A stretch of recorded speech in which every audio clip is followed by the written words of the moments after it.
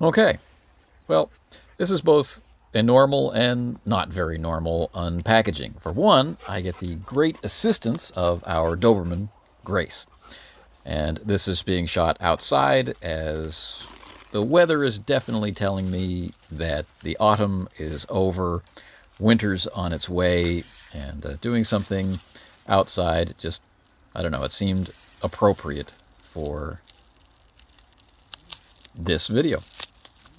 So with Grace's assistance and Dory's assistance and the assistance of some other dogs that I don't really know who will come over from time to time to check things out, let's get rid of this orange padded envelope and see what the Postal Service has brought me. This is one of those few Kickstarter opportunities where I get stuff first. I didn't know she was doing that back there. She's quite excited. This is one of the few times where I get things first because the production happens here in Asia and then it's mailed domestically to me. So I got the tracking notice basically the day before I received the book. This is one of those dogs that I don't know. Very friendly and very curious, and just exemplary of all the reasons why people enjoy retrievers so much. But you'll notice that I'm having difficulty with the tape. And, some unboxings might cut this out or speed it up or whatever. But for me, it's in a sense a real part of the process. It's part of the experience of getting something in the mail. But it's also a metaphor for the struggles and challenges that the producers have to go through just to get something tangible in your hands. We got versions of the PDF long ago. We got final versions of the PDF before getting the books in our hands. There was really never any fear that the product wouldn't be made or wouldn't arrive, despite the pretty significant challenges, not including a global pandemic, which have cropped up during the production cycle. And so this demonstration of effort of one human trying to deal with problems slightly outside of their hands and yet fully inside of their control, well, I think that's a part of the process. All right. What is it? Well, this is another game from Samjoko Publishing, this one by Kyle Simons, and it's Galaxies in Peril, an update or a continuation or an expansion of previously released Worlds in Peril, which was a mostly powered by the Apocalypse superheroes game. This is one that's forged in the dark. So what does all of that mean? Galaxies in Peril describes itself as being about teams of superheroes who are just starting out. So they are not established heroes. This is important to recognize when we think about how the system itself is going to operate, and that we're looking for perhaps development over time, or we're looking for a greater reliance on teamwork during the period where we play. The background of the game is that things were different in the past, but now things have changed. Physics operates differently for some people, and myths and legends and ideas of lost civilizations, these things are all becoming true or being discovered. New parts of the world are being exposed or revealed. And so Galaxies in Peril, which bills itself as a complete standalone book, which is definitely my preference, it will provide you rules to create a superhero character of whatever level or whatever suite of powers, any superhero character, it says. It provides rules to create a team of detectives or a team of explorers or a team of rebels as a filter or as a theme to tie the characters together.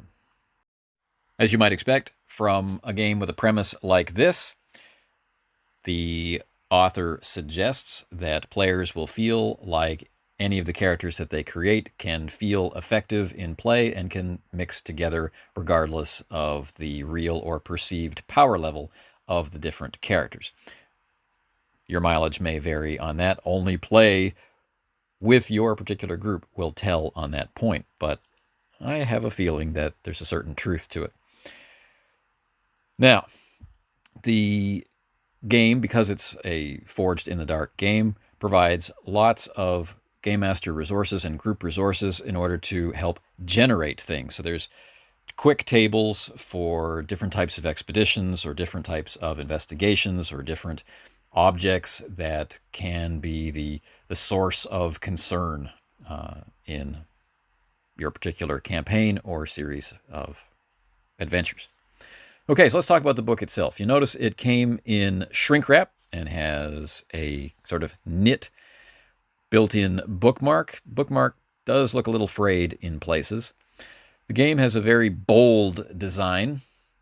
It's medium-size font, nice crisp white paper. I really like the use of red. It's very dynamic. Huge page numbers, which bleed through to the outside edge, which makes it quite easy to find sections.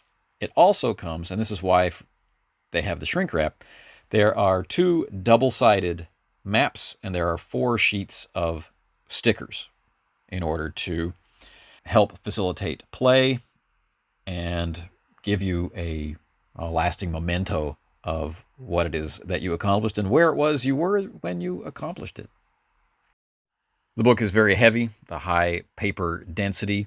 As you can see out here in normal daylight, it has a mild gloss to the pages, not too reflective, but nice and easy on the eyes. It's full of art.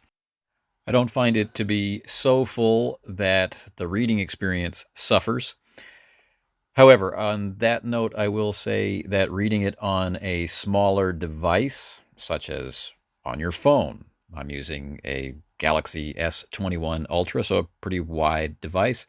I find that although one page of single column text will fit neatly onto the display, I'll have to orient it to landscape in order to have that display be large enough to read comfortably without having to scroll from side to side across the screen. So I definitely find myself leaning toward the camp of preferring 2-column text even in smaller format books. Not that Galaxies and Peril is all that small. It's medium size in terms of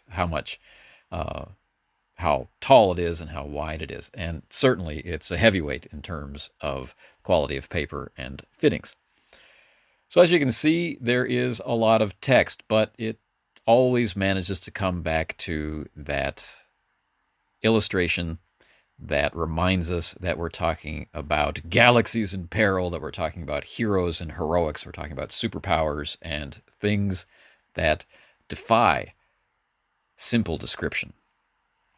As with Worlds in Peril, we see a lot of attention paid to presenting information in a comic book style and tying things together so that it comes across like we're sitting down to play a comic.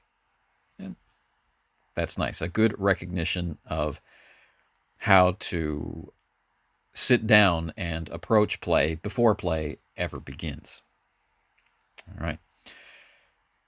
The book is very well made, has a fantastically modern book smell, and the colors are vibrant, and the print is clear, and it's well indexed, and things are easy to find. Are there any complaints? Yes. My copy appears to be slightly damaged, and this is damage to the cover, to the hardcover itself, not to the binding. The pages aren't loose in any way, but this particular part of the spine seems to have taken a real hit. Now, it's in a padded envelope.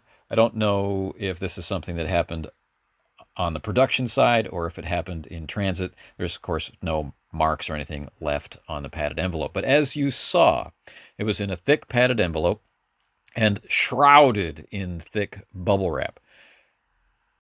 It could have been reinforced with cardboard, but as it only had to travel a few 100 kilometers, it does seem to be like a little bit of overkill in my estimation. For international travel, I might expect more measures to have been taken. But, like I said before, this may have happened before the shrink wrap ever went on the book. And so that's something to always keep in mind. Not all damage is damage caused by transit, and none of this particular damage affects the cosmetic appearance of the book or its functionality at all. So I don't have any reason other than, my aesthetic sensibilities for for being impacted. Anyway, we as a group, our Saturday Alternators group, have been talking about Blades in the Dark or Forged in the Dark games for a while, so we may get to see this take center stage during our actual play videos. It's hard to say, but please, if you're at all interested in this type of gaming, Supers and or Forged in the Dark, this is one to check out. Anyway, until the next time, take care.